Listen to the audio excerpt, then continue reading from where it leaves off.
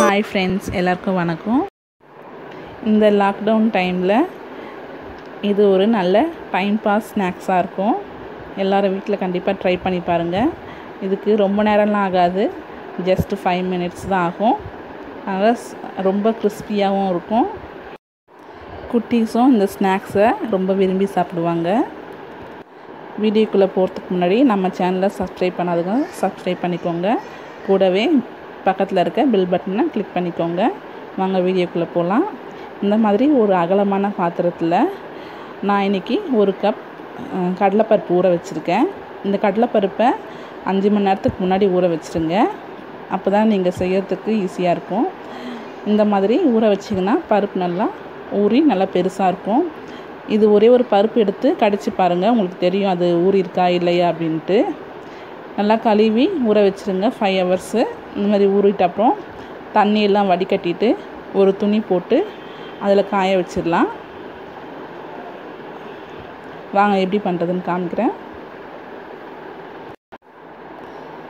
இந்த மாதிரி தண்ணியெலாம் வடிகட்டிட்டு ஒரு துணியில் இந்த மாதிரி காய வச்சுருங்க ஃபேன் காற்றுல. இதில் இருக்க தண்ணி வடிஞ்சால் போதும், ரொம்ப காயணுன்ட்டு அவசியம் இல்லை. அதில் இருக்க தண்ணிலாம் இழுத்துக்கிட்டாலே போதும். பாருங்கள், நான் காய வச்சு எடுத்து வச்சுருக்கேன். இப்போ கையில் எடுத்து பார்த்திங்கன்னா நம்ம கையில் தண்ணி ஒட்டாது, தண்ணி இல்லாத காஞ்சிருக்கும். இந்த அளவுக்கு காய வச்சா போதும், ரொம்ப காய வைக்கணுன்ட்டு அவசியம் இல்லை. இந்த மாதிரி காஞ்ச உடனே ஒரு பேனில் எண்ணெய் ஊற்றி காய வச்சுருங்க. அதில் நம்ம கடலைப்பருப்பை சேர்த்துடலாம். இந்த மாதிரி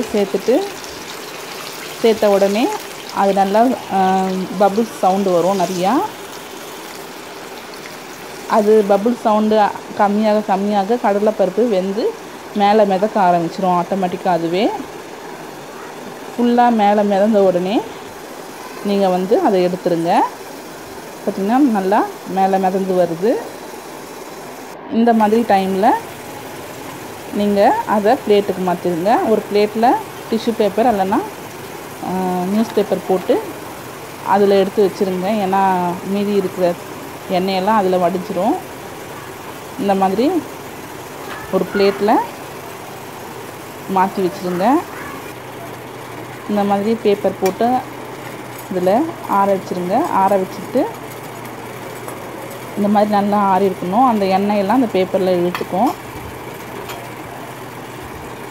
பார்த்திங்கன்னா நல்லா எண்ணெயெல்லாம் இழுத்துக்குச்சு. அதை ஒரு பாத்திரத்தில் மாற்றிக்கோங்க.